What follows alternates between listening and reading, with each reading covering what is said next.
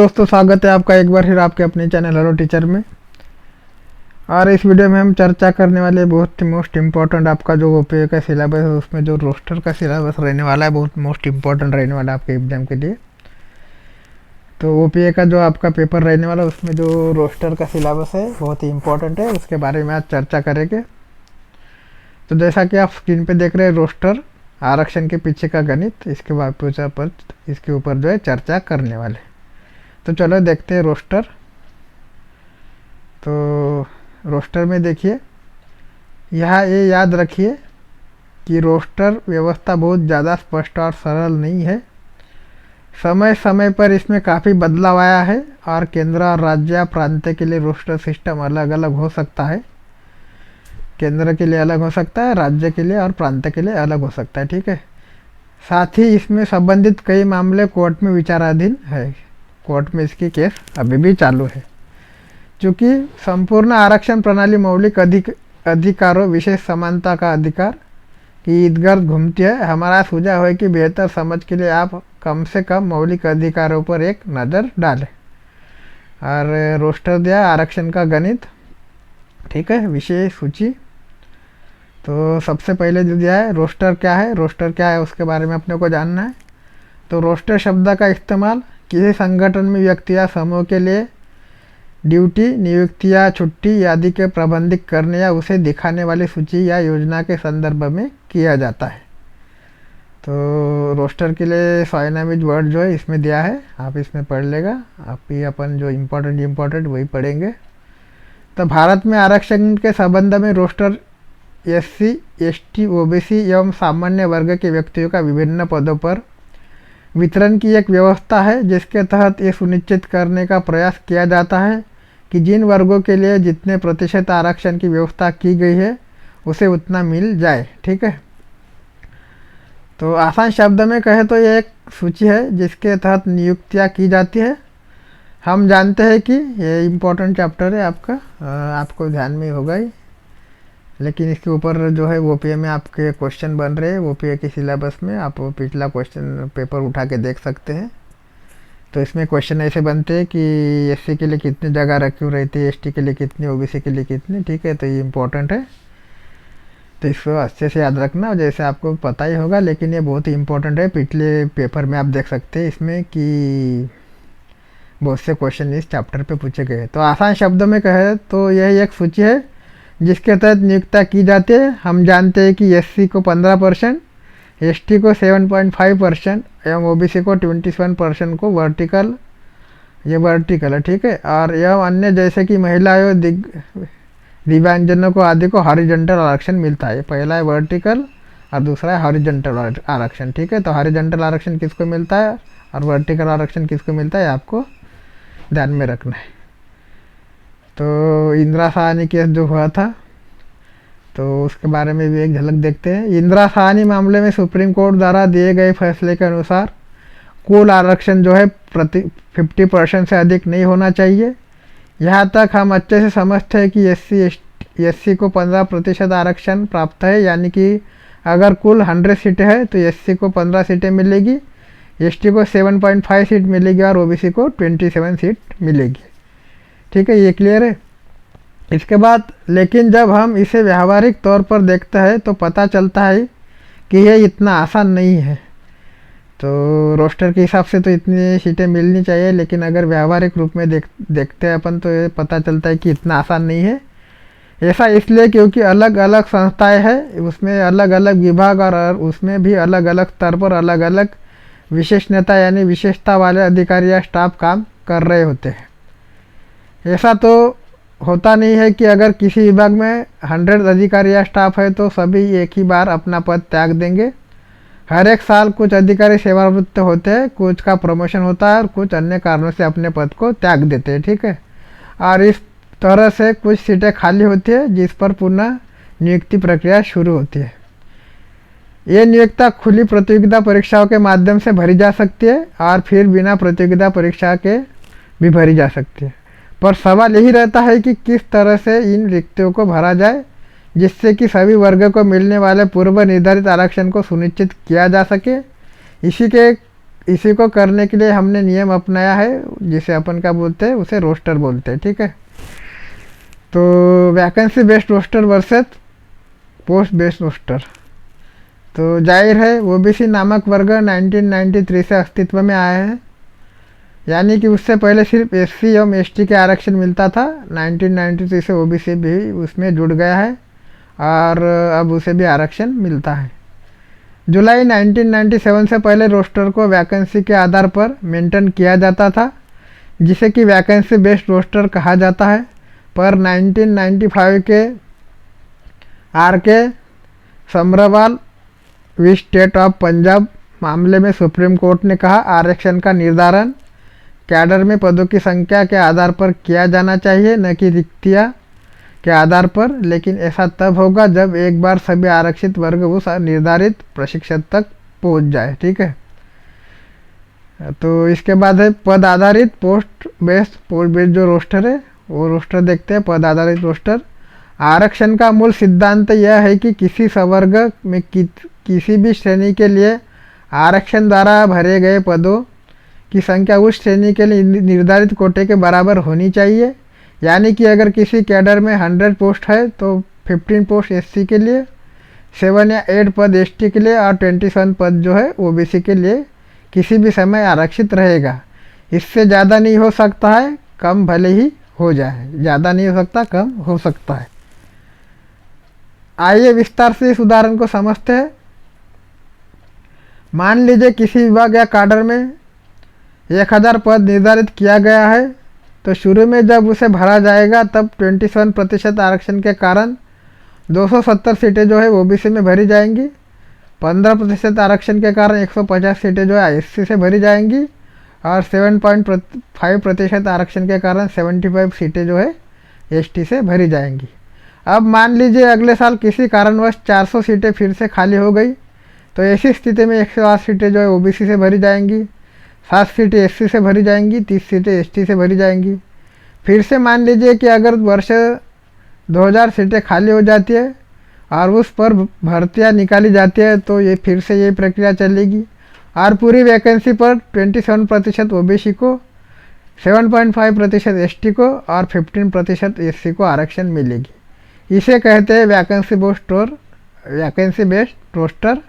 ठीक है, अब फिर से ऊपर वाला ही उदाहरण लेते हैं और मान लेते हैं कि प्रारंभिक 1000 सीटें आरक्षण के अनुसार बांटी जा चुकी है और फिर से अगले साल 200 पदें खाली हो जाता है और उस पर वैकेंसी निकाला जाता है। तो इस पर जो 200 पदे में मामले में है, 200 पद के मामले में जो मान लेते हैं कि 20 सीटें एससी का खाली हुआ है, 10 सीटें एसटी का खाली हुआ है और 34 सीटें ओबीसी की खाली हुई है।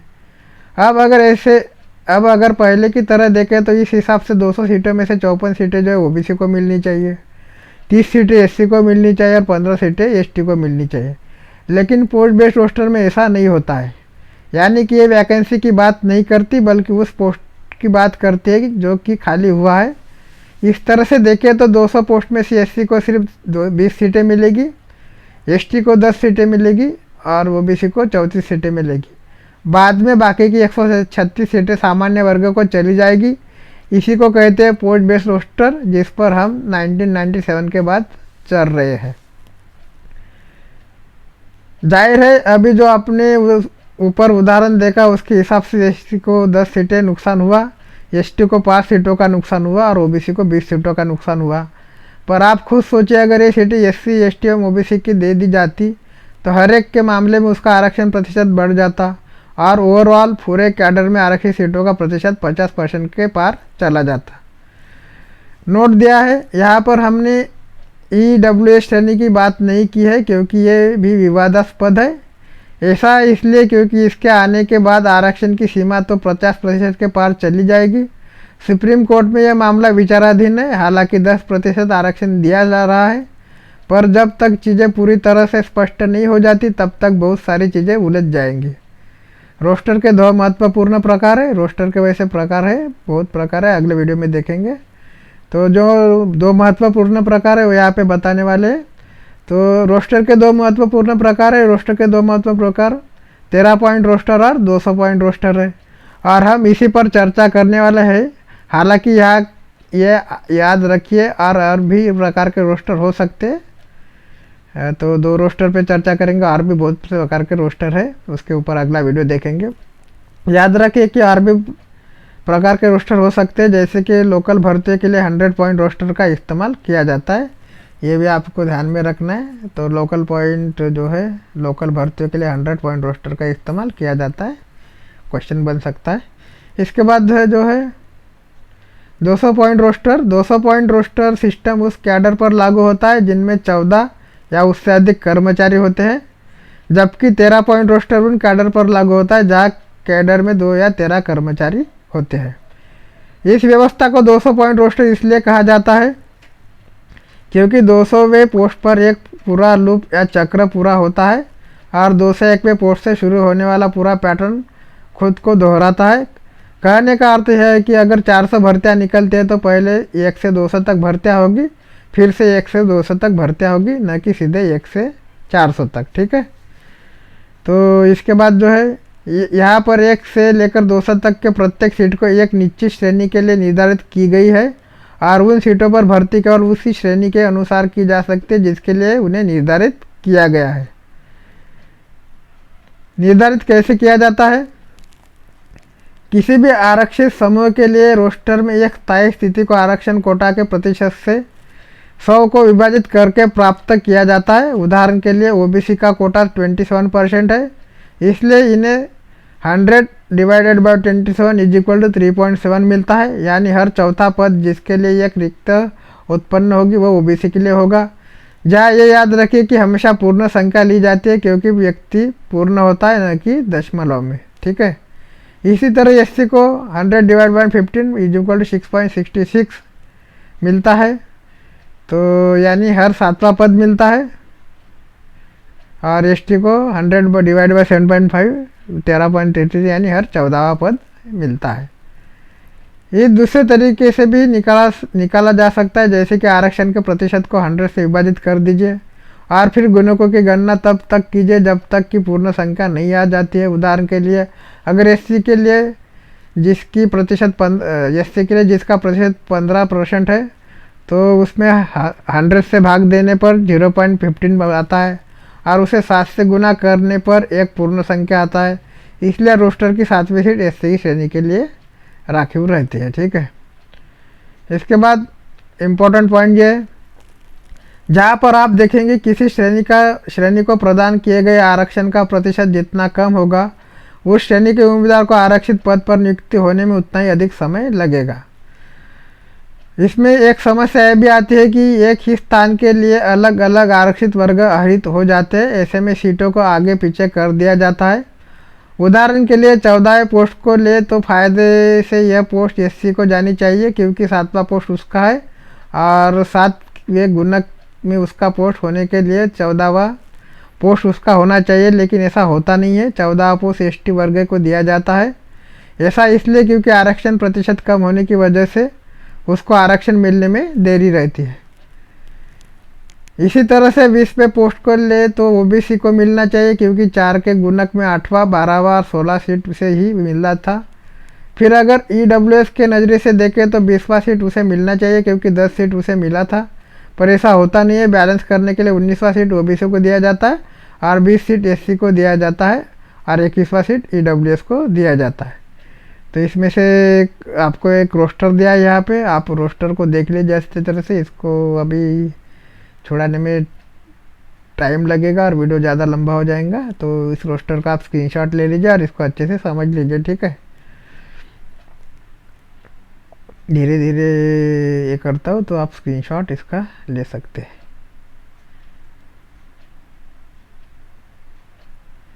देख के एक बार अच्छे से समझ लीजिए, नहीं तो फिर अपन रोस्टर के ऊपर खाली रोस्टर के ऊपर एक वीडियो लेंगे। इसके बाद 200 पॉइंट रोस्टर की खास बात यह है कि प्रत्येक 200 सीटों में से 30 एससी को, 15 एसटी को और 54 ओबीसी को मिल जाता है, जो कि उतना ही है जितना आरक्षण प्रतिशत उसे मिला है। जब यहाँ पर आप समझ सकते हैं कि 200 पॉइंट रोस्टर क्यों अपनाया जाता है, 100 पॉइंट रोस्टर क्यों नहीं, क्योंकि 7.5% एसटी को आरक्षित की स्थिति में दिक्कत आ जाएगी। क्योंकि जैसे कि ऊपर भी हमने चर्चा की है, व्यक्ति दशमेल में नहीं होता है बल्कि पूर्ण होता है। 200 पॉइंट रोस्टर में 15 सीटें एसटी को मिल जाती है जो कि पूर्ण है, जहां पर आप ये भी देखेंगे कि 200 पॉइंट रोस्टर में कुछ 99 सीटें आरक्षित वर्ग को जाता है, ईडब्ल्यूएस को छोड़कर, जो कि 50% से कम है और सुप्रीम कोर्ट द्वारा दिए गए ऊपरी सीमा से संगत है। नोट: 200 पॉइंट रोस्टर आमतौर पर केंद्रीय प्रतिष्ठानों में लागू किया जाता है, वही लोकल भर्तियों में 100 पॉइंट रोस्टर इस्तेमाल किया जा सकता है। ऐसा इसलिए क्योंकि विभिन्न राज्यों में अलग अलग समुदाय का प्रतिशत अलग अलग होता है। उदाहरण के लिए छत्तीसगढ़ में एसटी को 32% आरक्षण मिलता है, ऐसे में आसानी से 100 पॉइंट रोस्टर वहाँ लागू किया जा सकता है। तो छत्तीसगढ़ में जो है एसटी को कितना 32% आरक्षण है। इसके बाद 200 सीटों में से प्रत्येक श्रेणी की निम्नलिखित सीटें मिलते 30 एससी, 15 सीट जो है एसटी, 54 है ओबीसी और 20 ईडब्ल्यूएस। इस तरह से उदाहरण के लिए देखें तो सरकार के 21 कर्मचारियों की भर्ती निम्नलिखित पैटर्न में की जाएगी। तो ये पैटर्न आपको समझ लेना है, आप इसका स्क्रीनशॉट ले लीजिए। पहला यूआर है, दूसरा यूआर है, तीसरा यूआर है, चौथा ओबीसी है, पांचवा यूआर है, छठवां यूआर है, सातवां एससी है, ठीक है, आठवां ओबीसी, नौवां यूआर। तो ये आप समझ लीजिए। यदि रोस्टर क्रमांक 4, 7, 10 और 12 के कर्मचारी इस वर्ष से सेवानिवृत्त हो जाते हैं तो रिक्तियों की श्रेणी अर्थात ओबीसी, एससी, ईडब्ल्यूएस ओबीसी द्वारा निर्धारित श्रेणी से भरना होगा। अभी देखते हैं 13 पॉइंट रोस्टर या एल शेप रोस्टर जिसको बोलते हैं। जैसा कि हमने ऊपर देखा, 200 पॉइंट रोस्टर से भी सभी आरक्षित वर्गों को 14वें स्थान पर कम से कम एक सीट मिल जाती है। हालांकि एसटी को सिर्फ एक स्थान 14वां स्थान मिलता है, यानी कि ऐसे सरकारी विभाग जहां पर 14 या उससे कम सीटें होती है वहां पर 13 पॉइंट रोस्टर का लागू किया जा सकता है, उसे 14 पॉइंट रोस्टर भी कहते हैं। दूसरे शब्द में 13 पॉइंट रोस्टर इस तथ्य को दर्शाती है कि आरक्षण के एक चक्र को पूरा करने के लिए 14 रिक्तियों की आवश्यकता होती है।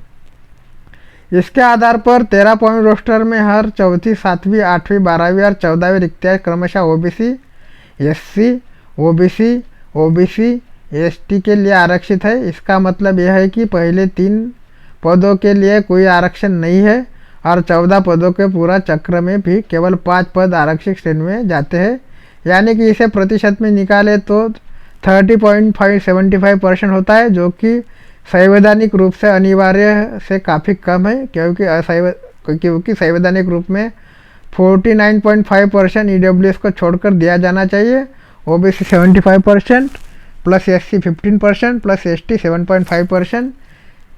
इसलिए इसे पॉइंट पर इसकी काफ़ी आलोचना की जाती है। अब सवाल यह आता है कि 13 पॉइंट रोस्टर क्यों अपनाया जाता है? इसके स्थान पर 200 पॉइंट रोस्टर भी तो अपनाया जा सकता है। हाँ, इसके स्थान पर 200 पॉइंट रोस्टर का इस्तेमाल किया जा सकता है, पर इसमें एक ही विभाग से सारे आरक्षित या सारे अनारक्षित व्यक्तियों को जाने का खतरा रहता है। इसी बात को ध्यान में रखकर इलाहाबाद उच्च न्यायालय ने 13 पॉइंट रोस्टर अपनाने की व्यवस्था की थी। 13 पॉइंट रोस्टर प्रणाली कैसे काम करती है?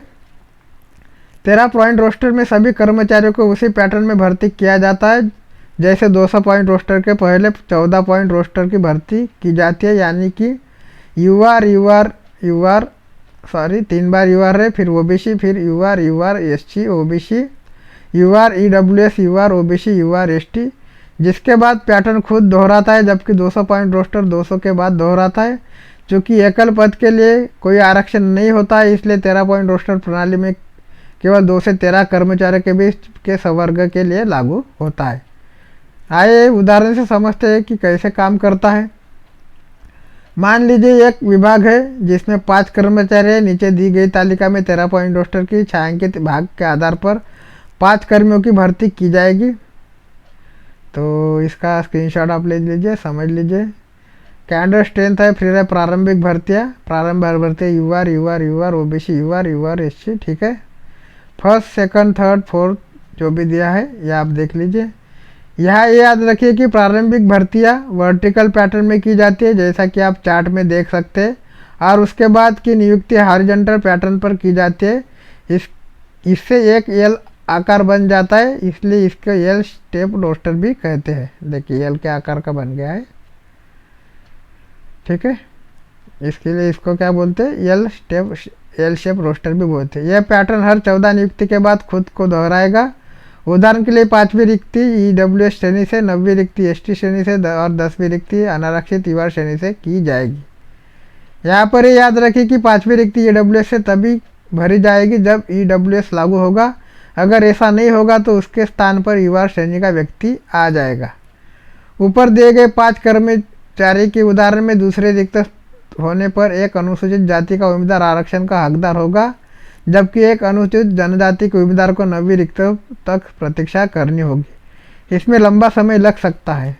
और दूसरी बात कि यहाँ केवल 5 कर्मचारी है, इसलिए 50% नियम बनाए रखने के लिए किसी भी समय 2 से अधिक कर्मचारी आरक्षित श्रेणी से संबंधित नहीं हो सकता है। 200 पॉइंट रोस्टर के विपरीत यह जहाँ पर आरक्षण रोटेशन द्वारा होता है और किसी भी श्रेणी के लिए पद निर्धारित नहीं किए जा सकते। 13 पॉइंट और 200 पॉइंट रोस्टर के बीच विवाद। इसके विवाद को समझने से पहले आइए समझते हैं कि 13 पॉइंट रोस्टर की क्या खामियां हैं। मान लीजिए कि किसी केंद्रीय यूनिवर्सिटी के हिंदी विभाग में 5 प्रोफेसर है। जब अगर इस विभाग को एक यूनिट मानकर आरक्षण की व्यवस्था किया जाए तो जाहिर है कि यहाँ पर 13 पॉइंट रोस्टर काम करेगा। ऐसी स्थिति में किसी भी समय इन 5 सीटों में से 2 अधिक से सीटें आरक्षित वर्गों को नहीं मिलेगा, क्योंकि इससे ज़्यादा मिलने पर 50% नियम का उल्लंघन होगा। इन 5 सीटों पर जब प्रारंभिक भर्ती होगी तो उसमें भी सिर्फ एक आरक्षित वर्ग ओबीसी का सीट आएगा, क्योंकि यह 4 नंबर पर आता है। एससी को सीट मिलेगा नहीं, क्योंकि वह 7 नंबर पर आता है। ऐसे में जब दूसरी भर्ती या सेकंड रिप्लेसमेंट होगी तब एक एससी को सीट मिलेगी, यानी कि एससी वर्ग को व्यक्ति को कई साल इंतज़ार करना पड़ सकता है और एसटी वर्ग के व्यक्ति को इससे भी ज़्यादा वर्षों का इंतज़ार करना पड़ सकता है। अब फिर से मान लीजिए कि पूरे यूनिवर्सिटी में हिंदी विभाग को मिलाकर अन्य विभागों की संख्या 40 है और सभी विभागों में 5-5 प्रोफेसर है, यानी कि पूरे यूनिवर्सिटी में 200 प्रोफेसर है। अब अगर पूरे यूनिवर्सिटी में कोई एक यूनिट मान लिया जाए और तब आरक्षण दिया जाए तो स्थिति अलग होगी, क्योंकि यहाँ 200 प्रोफेसर यानी कि 200 सीटें हैं। इसलिए यहाँ 200 पॉइंट रोस्टर काम करेगा। इस रोस्टर से हिसाब से सभी आरक्षित वर्ग व्यक्ति को अपना सीट मिल जाएगा। ऐसा इसलिए क्योंकि इस तरह से कुल 99 सीटें आरक्षित वर्गों को मिल जाएगा। उन 99 व्यक्तियों को अलग अलग विभागों में बांटा जाएगा और फिर आगे जिस विभाग से जिस आरक्षित वर्ग का स्थान खाली हो सकता है उसी आरक्षित वर्ग के लिए व्यक्ति से भरा जा सकता है।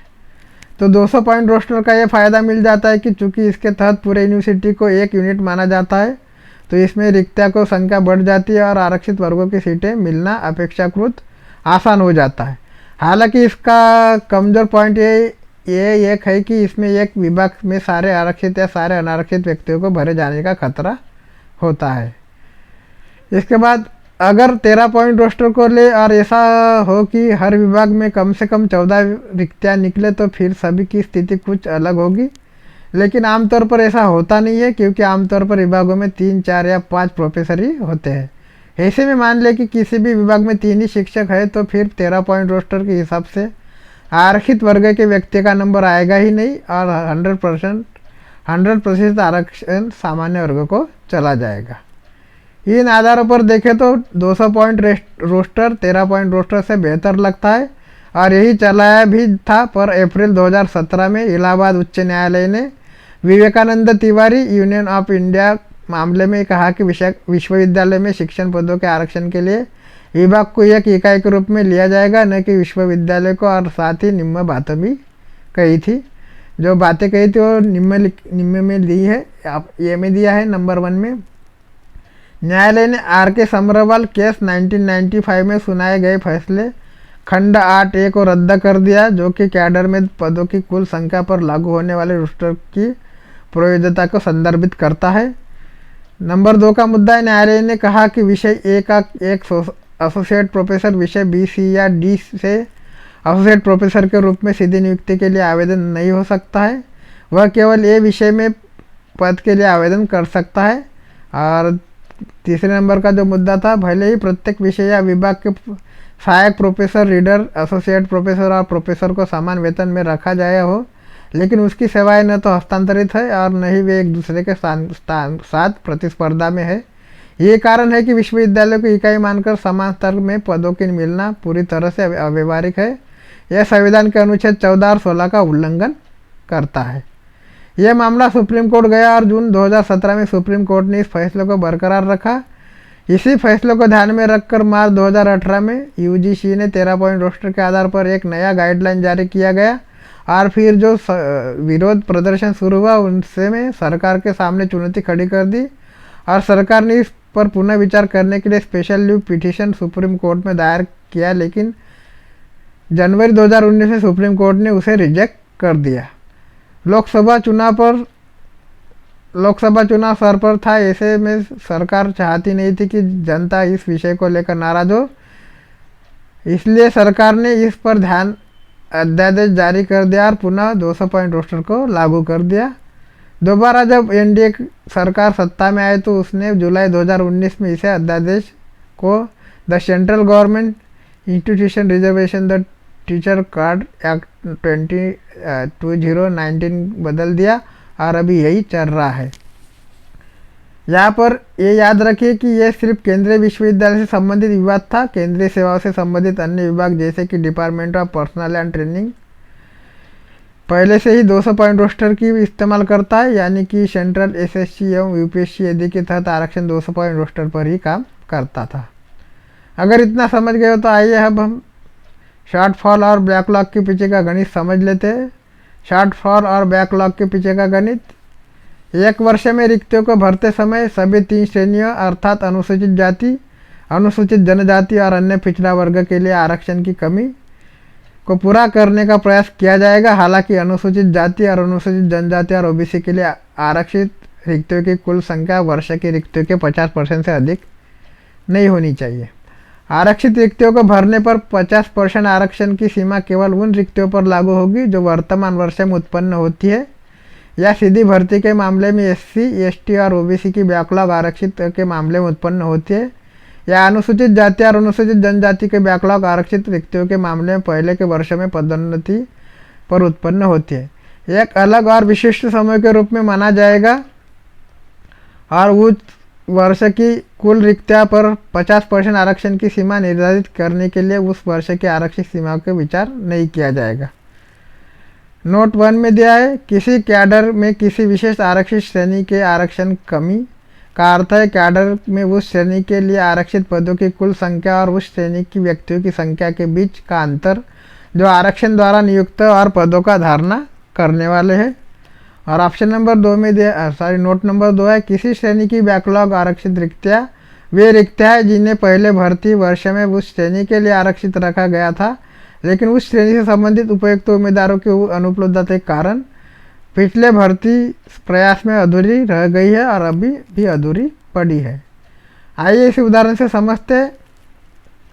एक कैडर है जिसमें कुल 1000 पद है जो कि खुली प्रतियोगिता द्वारा अखिल भारतीय आधार पर सीधी भर्ती द्वारा भरे जाते हैं।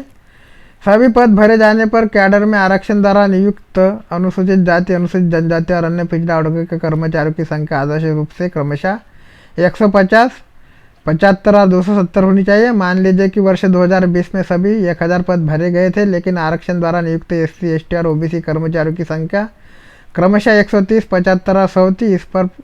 इस प्रकार उस वर्ष कैडर में 20 अनुसूचित जाति और 170 ओबीसी की कमी थी, हालांकि सभी पद भरे गए थे।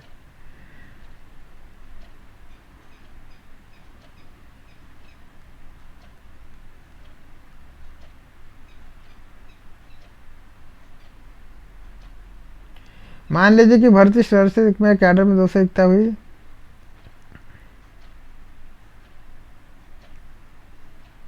उपरोक्त सिद्धांत को लागू करते हुए 94 रिक्तियाँ आरक्षित रखी गई। इस कमी को पूरा करने के लिए 600 minus in bracket 30 plus 54 plus 10 और रिक्तियों को आरक्षित रखा जाना है। ये उदाहरण आप पढ़ लीजिए, समझ लीजिए, बहुत ही लंबा है, वीडियो ज़्यादा लंबा हो रहा है, ठीक है। तो मेन अभी देख लेते हैं। वो से एग्जाम्पल दिया, आप एग्जाम्पल पढ़ के समझ लेना है यहाँ पे। फिर आरक्षण का दायरा इसमें दिया है।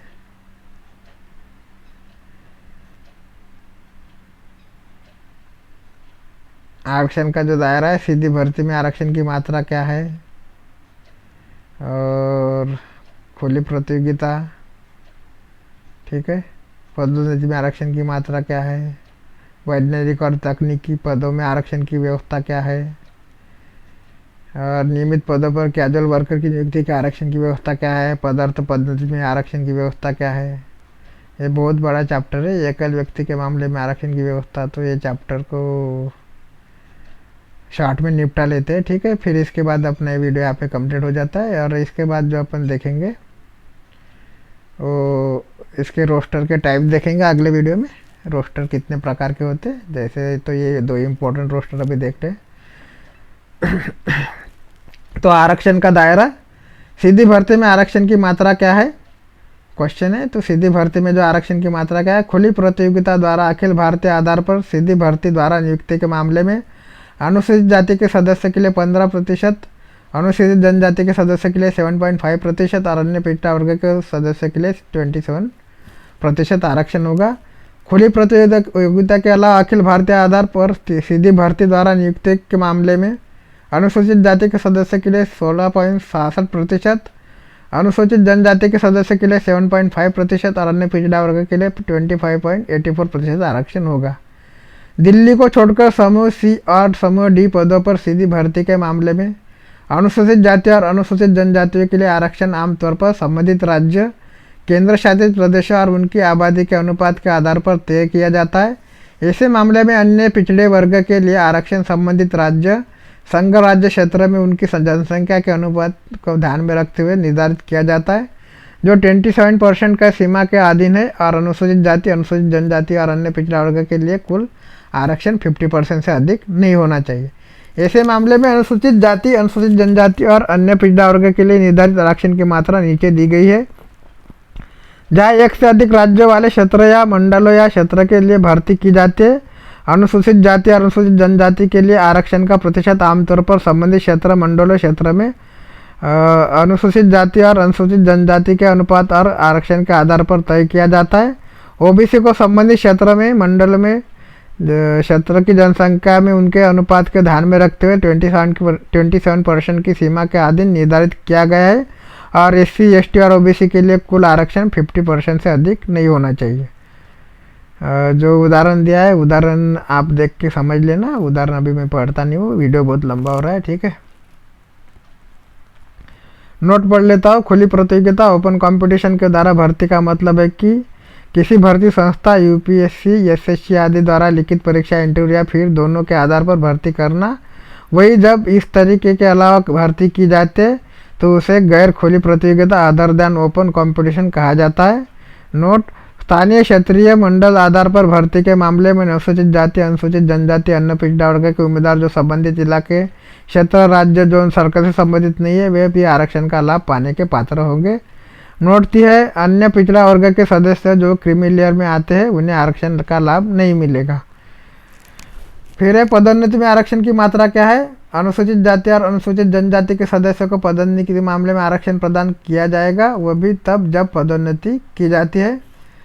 ए में दिया ग्रुप बी, ग्रुप सी और ग्रुप डी पदों में सीमित विभागीय प्रतियोगिता परीक्षा के माध्यम से। बी में दिया ग्रुप बी पोस्ट से ग्रुप ए पोस्ट या ग्रुप बी ग्रुप से ग्रुप सी और ग्रुप डी पदों से चयन द्वारा, तथा ग्रुप सी में group A, group B, group C और ग्रुप डी पदों में गैर चयन द्वारा।